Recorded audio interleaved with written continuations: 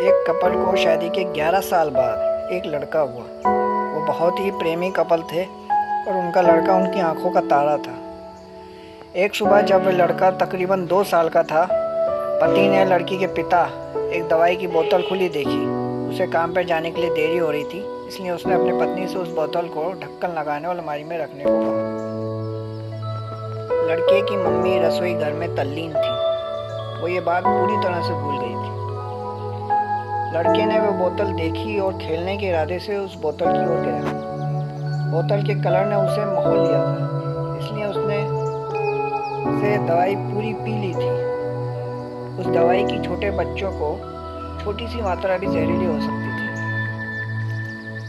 जब वह लड़का नीचे गिरा तब उसकी मम्मी उसे जल्द से जल्द दवाखाने ले गई, जहां उसकी मौत हो गई।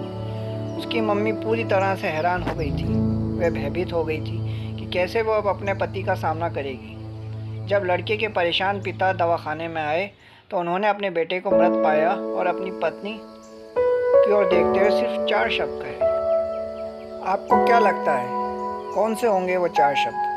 पति ने सिर्फ इतना ही कहा, आई लव यू डार्लिंग। उसके पति का अनपेक्षित व्यवहार आश्चर्यचकित करने वाला था। उसका लड़का मर चुका था, वह उसे कभी वापस नहीं ला सकता था और वो उसकी पत्नी में भी कोई कसूर नहीं ढूंढ सकता था। इसके अलावा आगे उसने खुद ने वह बोतल उठा के बाजू में रख दी होती तो आज उसके साथ यह सब ना होता। वो किसी पर भी आरोप नहीं लगा सकता था। उसकी पत्नी ने भी उनका इकलौता बेटा खो दिया था।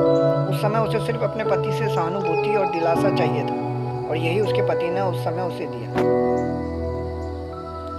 कभी कभी हम इसी में समय व्यर्थ कर देते हैं कि परिस्थिति के लिए कौन जिम्मेदार है या कौन आरोपी है। यह सब हमारे आपसी रिश्ते में होता है।